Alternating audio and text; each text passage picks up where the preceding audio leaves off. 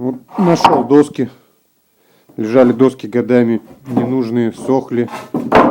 Ну, сейчас я из них что-нибудь сделаю. Друзья, всем привет! Продолжаю серию роликов о том, как я делал мебель своими руками. Только на этот раз речь пойдет об изготовлении садовой мебели. А конкретно скамьи для отдыха, у которой между двумя местами для сидения будет расположен столик. Так. Сразу скажу, что эту малую архитектурную форму я делал без каких-либо чертежей. И единственное, чем я руководствовался, представлениями об эргономичности мебели. Все, лавка готова. Высота, ширина и глубина сидения, уровень, на котором будет расположен подлокотник, а также угол наклона спинки. Размеры всех деталей подгонялись под эти нормы по ходу дела. Тем не менее, ссылку на чертеж скамьи, который я сделал уже после ее сборки, будет прикреплен в описании. Кому надо, пользуйтесь. Вообще, работа над этой скамьей – это мое крещение в столярном деле. Никогда до этого я ничем подобным не занимался, даже многие инструменты в руках не держал. Поэтому и без косяков не обошлось. Хотя в конечном итоге их не видно, и результатом я доволен. Ой, как наши предки вообще без шуруповерта делали вещи. Причем вещи шедевральные. Материал мне достался не самый качественный, почти все доски были изогнуты винтом. Это тоже осложняло и затягивало процесс сборки, так как приходилось подгонять детали друг к другу с учетом их кривизны. Всю конструкцию я собирал на шурупы, и тем, кто решится пойти моим путем, я рекомендую использовать оцинкованный крепеж, чтобы ваше изделие как можно дольше послужило вам, находясь под открытым небом.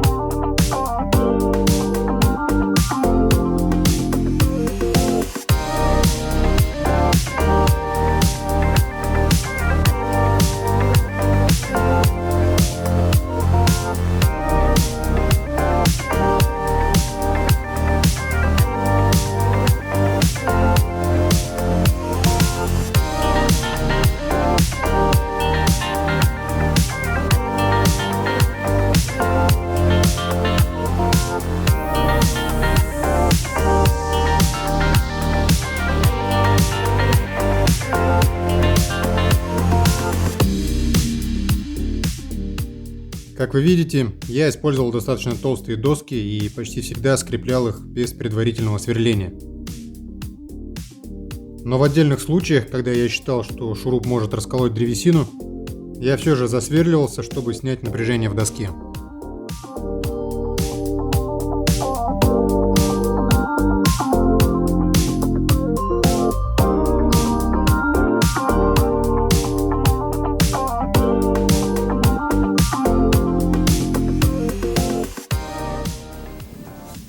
Не обошлось без косяков. В конце концов, это мое первое столярное изделие.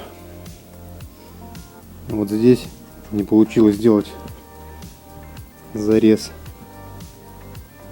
Слишком большой сделал. И вот этот промежуток я заполнял уже вот этим клином дополнительно вырезанным с одной и с другой стороны. Посадил все это на столярный клей. Сейчас все это высохло, но я немножко не угадал с размерами. Сейчас вот это подрежу.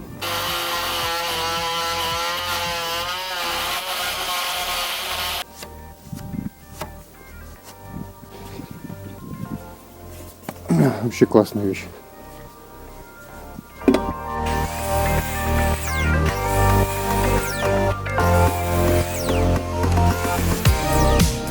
Собрав боковины и основания скамьи, я установил получившуюся конструкцию по уровню. И все оставшиеся детали крепил так, чтобы они находились на одной линии с элементами боковин. В качестве инструмента контроля я использовал длинное правило, но подойдет и ровная доска.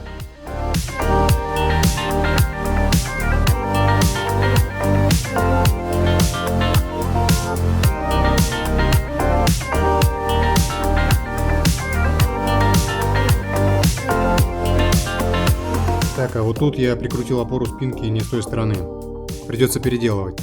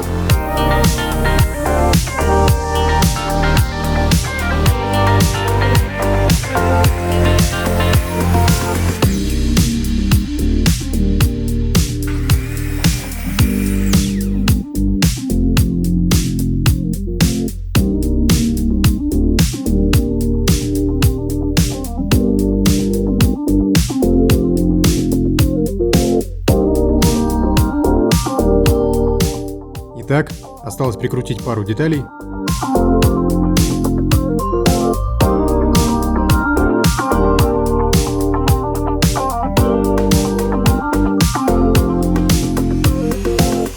И вот, собственно, каркас скамьи готов. Теперь нужно подготовить его к покраске. Все изъяны и шляпки шурупов я замазал шпатлевкой по дереву. Кстати, шурупы я немного утапливал, чтобы шпатлевке было за что зацепиться.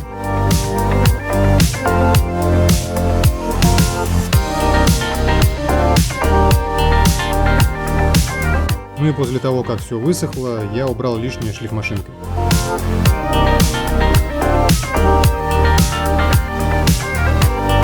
Шлифмашинкой же я сточил грани на ножка скамьи.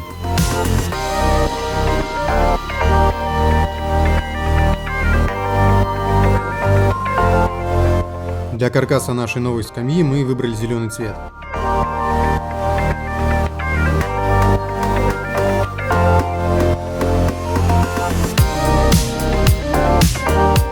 А для сидений, столешницы и подлокотников коричневый. Кстати, в ролике не показан момент крепления всех коричневых деталей, но думаю, что тут и так все понятно. Или в размеры прикручивай.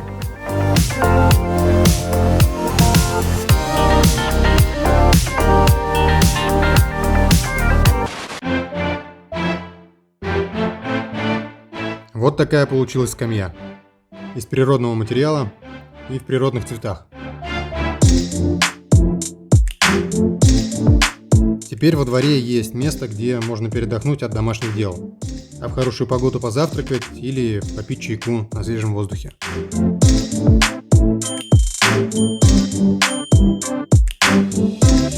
Как вам такая скамья, друзья? Пишите в комментариях. И не забывайте ставить ролику лайк и подписываться на канал.